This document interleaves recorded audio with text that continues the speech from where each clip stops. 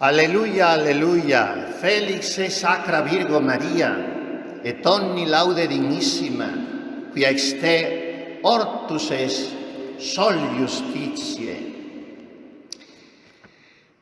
Nuestro poeta castellano lo tradujo en versos deliciosos. Hoy nace una clara estrella, tan divina y celestial, que con ser estrella es tal que el mismo sol nace de ella.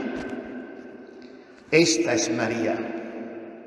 Si no temiésemos errar teológicamente y apartarnos de la fe de nuestra Madre la Iglesia, en cuyo seno protestamos vivir y deseamos morir, nos atreveríamos a decir, como los niños que disparatan cuando se ponen cariñosos con sus madres, que en cierto modo María supera a Cristo, en el sentido de que ha brillado antes que Él, de que como criatura humana, la humanidad limpísima, purísima, bellísima de María ha iluminado al mundo antes que la de Cristo, siendo ella entonces, como lo será al fin de los tiempos, cuando su inmaculado corazón triunfará, la aurora de la salvación. Y por eso celebramos gozosos su natividad gloriosa, que da esplendor a todas las iglesias. Decía aquella antífona antigua que en España resulta tan palpable, porque juntamente con el 15 de agosto, hoy 8 de septiembre, todos los pueblos y lugares de nuestra nación tan mariana rinden homenaje de vasallaje filial a esta señora tan celestial y tan humana, María Santísima. Su natividad es la fuente de la que bebe la piedad popular, para celebrarla bajo 1000 nombres que indican lugares, episodios, remembranzas, porque son tantas las advocaciones marianas. En el lugar primordial de todas las españolas hemos de colocar hoy la de Santa María de Guadalupe, porque Guadalupe es el corazón espiritual de España, donde se ha fraguado la historia de nuestra nación y de donde ha brotado la evangelización de un continente entero.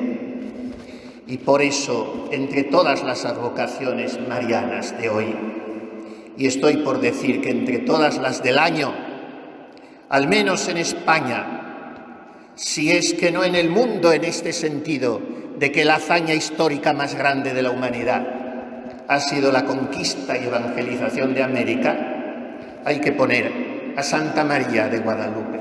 Hispaniarum Regina.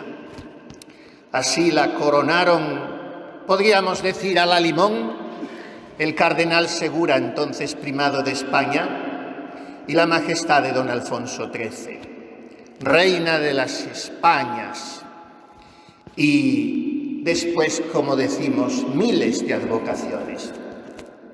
En nuestra ciudad y diócesis de Córdoba, la Fuensanta, porque esta es María, la fuente del agua viva, que cura todas las enfermedades del cuerpo y del alma. Y nosotros la celebramos en este domingo, que aparta su liturgia para dejar su lugar al ritual que nos obliga a celebrar la fiesta de la Natividad. Nosotros la conmemoramos en esta iglesia que tiene mucho que ver con la Natividad de Nuestra Señora, porque era la ermita de Santa Ana, esta en que nos encontramos, más reducida, más pobre, mucho menos ornamentada, pero era aquella ermita que el deán don Luis Fernández de Córdoba, con el corregidor de la ciudad de Consuno, tuvieron a bien ofrecer a un frailecico muy pequeño de estatura y muy grande de espíritu, que vivía aquí, solo unos metros más abajo, en el convento de San Roque. Era Fray Juan de la Cruz. Con qué ilusión acariciaba él traer aquí un puñado de aquellas esforzadas, intrépidas, aguerridas, primeras hijas de la Madre Teresa de Jesús. Hacía solo 7 años que había muerto la doctora mística. Corría el año del Señor de 1589 y lo consiguió Fray Juan. Las trajo de Málaga, también convento fundado por él, y de Beas de Segura, fundado por la propia Madre Teresa. Y tuvo que ofrecer el sacrificio de marcharse él solo unos días antes de que se verificase la fundación en la que no pudo estar presente.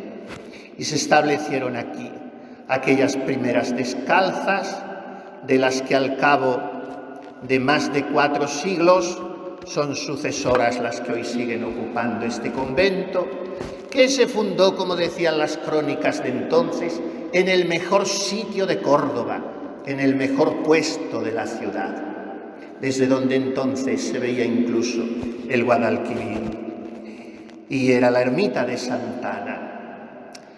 Es lástima que hoy no esté tan visible como habitualmente suele estarlo su retablo, que han recompuesto las madres con mucho sacrificio, porque allá por los años 90, por un desgraciado accidente de la electricidad, en el nacimiento que habían puesto aquí bajo el púlpito salió ardiendo y desapareció. Y después, juntando monedita a monedita, ellas lo van recomponiendo según el que existía y del que se conservaban fotografías. Y ahí en medio, sentada como una matrona llena de placidez, que nos ofrece su acogida maternal, la señora Santa Ana está acunando en su regazo a la niña María. Esa niña que nació como una clara estrella, esa niña que nos mira sonriente desde la mano de sus padres Joaquín y Ana, desde ese medallón formidable que corona este retablo barroco y que representa otra Sagrada Familia, porque no solo existe la Sagrada Familia de Jesús, María y José, sino la de María, Joaquín y Ana. Ellos presiden todas nuestras misas desde este retablo majestuoso al que miramos todos, fieles y sacerdote, porque el retablo es la ventana del cielo y en el cielo están ellos esperándonos. ¿Qué podemos meditar en esta fiesta hermosa de la Natividad de nuestra Madre del Cielo, de su cumpleaños? Si en la tierra celebramos tanto nosotros los días de las personas amigas, ¿qué no haremos con Nuestra Señora? Concebida en el seno de su madre Ana 9 meses antes, colmada de más gracia santificante que la que han tenido, tienen y tendrán todos los ángeles y santos juntos. Entonces, ¿no era posible que María creciese en gracia? Sin embargo, ella estuvo constantemente creciendo en gracia santificante, porque estuvo constantemente siendo fiel a Dios. Este es el secreto del crecimiento en gracia. Había sido hecha medianera del mundo, estaba destinada a ser madre del Redentor, y por eso desde el principio de su vivir recibió una gracia superior a la de todos los santos juntos. ¡Qué espectáculo tan sublime para el cielo y la tierra! El contemplar a esta niñita de 1 hora con un alma absolutamente bella, limpia, tan amable a los ojos de Dios. Fumesem párvula, placo y altísimo, dice la antigua antífona, porque fui pequeñita, desde niña agradé al Altísimo. Nadie en el mundo se ha podido comparar en la fuerza del amor a Dios a María.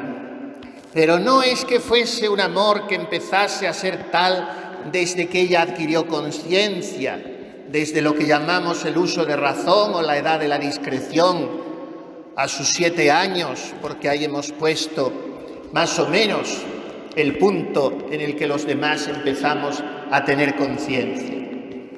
María vivió plenamente en el amor de Dios y plenamente consciente, si hemos de hacer caso a los antiguos maestros espirituales y a los más notorios teólogos, María fue plenamente consciente de este amor desde el primer minuto de su nacimiento. De manera que si hubiera nacido inmediatamente después de su purísima concepción, ya hubiera venido al mundo más rica en méritos y más santa que todos los santos. Pensemos cuán santa nació, viniendo al mundo después de 9 meses de su concepción, durante los cuales no dejó de ir acrecentando merecimientos en el seno de su madre. Esto nos anima tanto a ser nosotros fieles a Dios. Ella, al recibir la gracia santificante en el seno de su madre, Santa Ana, enseña nada menos que, como decimos, entre otros muchos doctores, San Claudio de la Colombière, recibió al mismo tiempo la gracia de la ciencia infusa, que es una luz divina correspondiente a toda la gracia con que fue enriquecida. De manera que bien podemos creer que desde el primer instante en que su alma se unió a su cuerpo, María quedó iluminada con todas las luces de la sabiduría divina. Y con esas luces conoció la verdad eterna, conoció la belleza de la virtud, conoció la infinita bondad de su Dios, conoció cuánto Dios merecía ser amado de todos, conoció cuánto había sido ella amada por Dios, preservada como venía al mundo de la mancha del pecado original. Y desde ese primer momento de su nacimiento, María, llena de gratitud inmensa para con su Dios, comenzó presurosamente a trabajar negociando fielmente con aquel gran capital de gracia de que ella misma, con toda humildad, se veía dotada. Y desde ese primer minuto, la niña María comenzó a complacer y amar a Dios con todas sus fuerzas, con todo su entendimiento, con todo su ser, como lo había venido amando durante los 9 meses en que su cuerpecito precioso se había gestado en el seno de Santa Ana. Y a partir de su nacimiento, ni un solo instante de su vida dejó María de unirse a Dios con actos ardentísimos de amor. Como estaba libre de la culpa original y no tenía concupiscencia, estaba libre de todo afecto terreno, de todo movimiento desordenado, de toda pasión, de toda distracción, de cualquier obstáculo que hubieran opuesto sus sentidos en el constante progreso en el divino amor. Pero atención, esto no quiere decir que ella estuviese predeterminada sin poder hacer uso de su libertad humana. Muy al contrario, ese caudal inmenso de amor a Dios, sin la menor mota que lo empañase, estaba siempre dirigido por su voluntad libérrima. De lo contrario, María no hubiera sido la más santa de todas las criaturas, porque no hubiera cooperado su libre y voluntaria decisión. Por tanto, esta es María, la que vuela porque lo decide, porque lo desea, porque se impulsa a sí misma, la que vuela siempre hacia Dios, amándolo siempre y siempre creciendo hacia Dios. Y este crecimiento prodigioso en gracia de María nos enseña a nosotros una doctrina espiritual hoy muy olvidada y por eso muy poco predicada.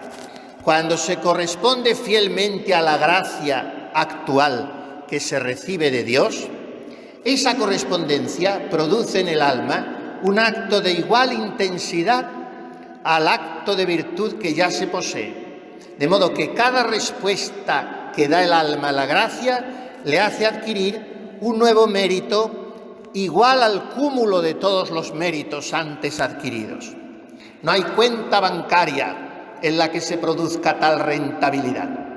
No hay multiplicación de bienes materiales que nos sirva de analogía para comprender lo que sucede en el alma que es fiel a la gracia. Y esto se comprende mirando el alma de María, porque estando ella superabundantemente colmada de gracia, cada suspiro de amor que emitió a lo largo de su vida y no dejó de emitirlos, la hacía crecer todavía más en gracia. Por eso debemos mirarla. Qué hermosos consejos nos ha dado ella hoy, apropiándose las palabras estremecedoras, hermosísimas del libro de la sabiduría.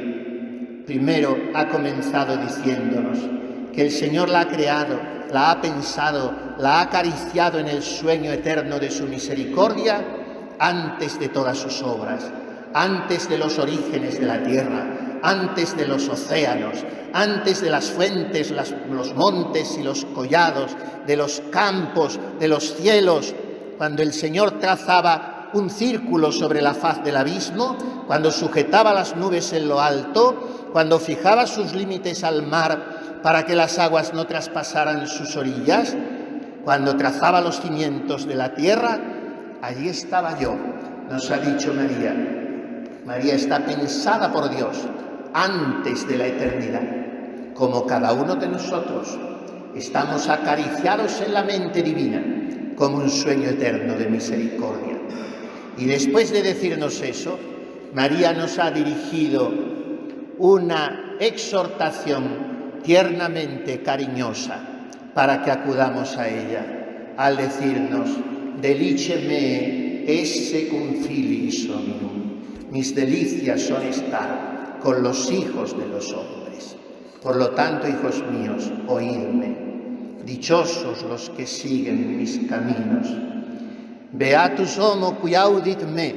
Bienaventurado el hombre que me escucha. Si escuchásemos la voz de María en el fondo de nuestra alma, no pecaríamos, no desagradaríamos a Dios nuestro Señor, no nos apartaríamos de sus caminos, nos arrepentiríamos enseguida si tenemos la desgracia de caer. No dejemos de escuchar a la Santísima Virgen. Hoy tantos españoles la aclaman en pueblos y ciudades.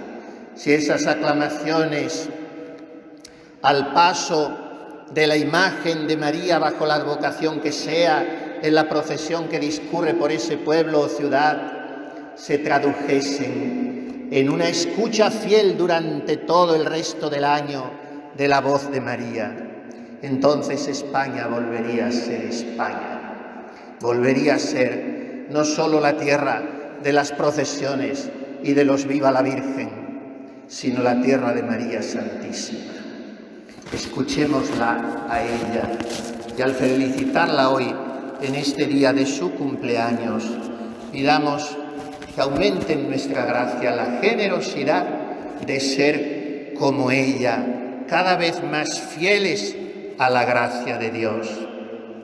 Que esta estrella divina, celestial, tan hermosa y tan clara, que por serlo tanto da a luz el sol, nos ilumine con su titilar cuando nuestra noche sea cerrada, nos ilumine con los rayos del sol de justicia de su Hijo en medio de nuestro camino, para que un día seamos bañados en esa luz inmortal con María en la eternidad de los bienaventurados.